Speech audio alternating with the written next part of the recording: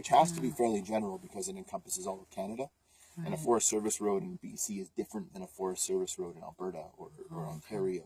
There's all, because it all has that kind of provincial framework. Right. Whereas the criminal code has to encompass all of it. Okay. Okay. If you have any other questions, I'll like I said, I have to do up a few notes. I'll hang out here for a little bit and then.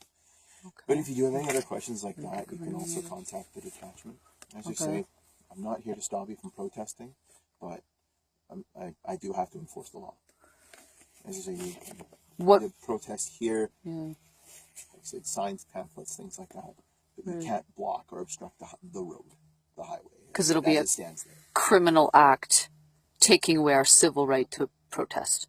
And so basically we need to seek the advice of a civil liberties lawyer so that they can tell us once again what our civil rights are and which one takes precedence over the other. Are we going to be criminals having our civil rights stripped of us, or are we going to have civil rights that'll stand up, I guess, is what it comes down to. So. Right, and I mean, a lawyer can explain things. Yeah. Better than I can. A civil lawyer. Can't even explain this. Yeah, they were like, what the heck? It's never been before, right? Yeah. This is historical, and the dates are just like, almost as if they were catered to us from Cooper Creek Cedar, because it's all in their favor in their dates. If you are curious about what has changed, because the reason why they show the dates is for transparency's sake, and so you can take a look. Yeah. I'm not sure exactly where to go, whether it be on that website, somewhere else where they can find where all the old the older ones. Because every year the law changes. It's like trying to find Cooper Creek Cedar's sports stewardship plans. Yeah, no You're transparency. supposed to have them public, but they're there. But some of them you take almost a week searching through the computer to find them, and then they're so vague. And they don't have any actual information. Yeah. There's no roads listed on there. There's no where the cut blocks would be. Yeah. Especially the ones that are near specific high contested areas, like the ones that Cooper Creek has over near Johnson's Landing that come right up to Gardner Creek, which is the creek right beside Gar Creek, which slid. And they don't need to show on any of the public forest stewardship plans where they're planning to cut at all. They just say, oh, we're not going to cut in Gar Creek, which is great because that's what slid and killed 4 people. Yeah. So, but they can go right up to Gardner Creek in their plan, which is the other creek that feeds the other half of Johnson's Landing, the water supply anyway. They could cut right up to that creek according to that plan, but they don't have to show at all where the cut blocks are to the public or where the road accesses are or anything like that. So we don't actually have. And then the politicians tell us to talk to Bill Costell and CCC, and their whole spiel is, it's okay, you don't have to worry about it. We're following all the rules. But then when you go and you dig and you look at the rules, the laws now have been so eroded in BC around forestry. There's no enforcement. So there's actually no protection for citizens right now and for watersheds. And this being a major watershed feeding our whole valley ecosystem.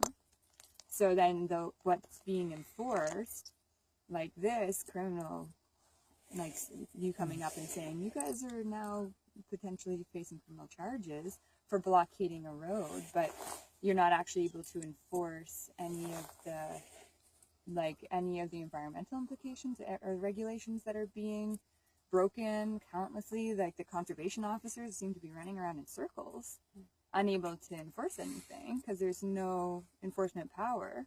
I mean, maybe you can speak to that. It seems a different jurisdiction completely, but it just seems like, as a concerned citizen, having logging right up to potentially my own watershed, and then the ecosystem that I live in being logged out right in our main water artery feeding it all.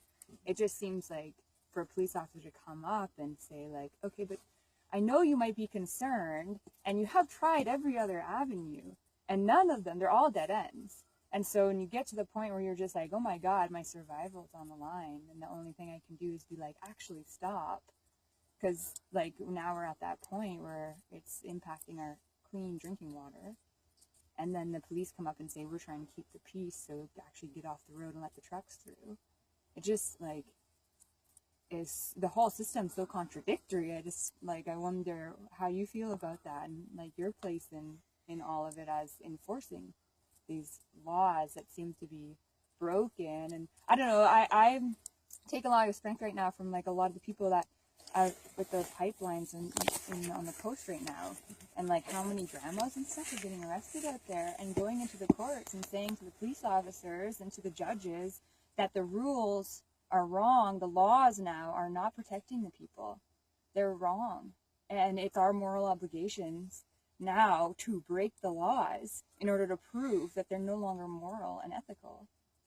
And so like us having to stand here and be like, sorry, but like, how do we do this dance? Because I don't want to like make it so that I'm now against you. I'm against this like bigger thing that's happening, and you're kind of a cog in the wheel of it all, enforcing it. But you're enforcing kind of a machine that's like cutting and taking the life out of our whole home. Right.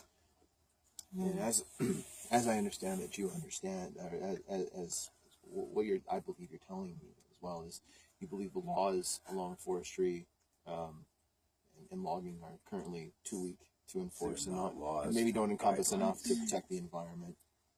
Yeah. Or our life. Even the And so- forest, there's the review board is saying that right now. And They just so- released in this year, they just released saying that the laws are doing nothing, and they have all these like corrections that need to be made, but they're the 121 same corrections, recommendations change. that were made a decade ago. So sorry. No, absolutely. And just so I understand as well, you're trying to spread awareness of this, get these laws changed, and have been running into roadblocks, to use an improper term, and so this is sort of the last sort of this is now an escalation that okay, now we're making a stand here. That's and putting what a the roadblock freedom in. of protest was designed for. Right, exactly. And here I come now with another part of the law saying that no, you can't do that. And I understand your frustration there. I don't know. First off, it's not my place to give you advice even on this kind of thing. I would think it would be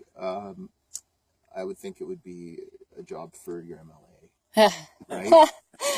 Yeah, we've been protesting for months for Michelle. She's not cooperative. It's been a year and a Yeah. half She since the told whole Weimer when community their of Johnson's water Landing. fails. Each individual sent Yeah. her a letter. Our community association sent her a letter. The president sent her a letter of our community association. We've been meeting about this, being like, where is she? Where is she? 100 handwritten letters from Weimer. Yeah.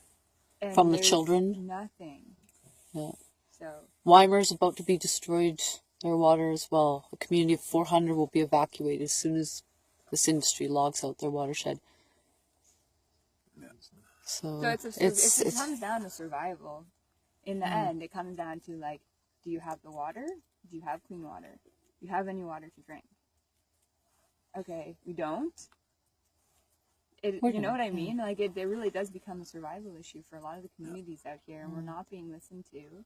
And the Interior Health is not paying any attention to us because we're small rural communities.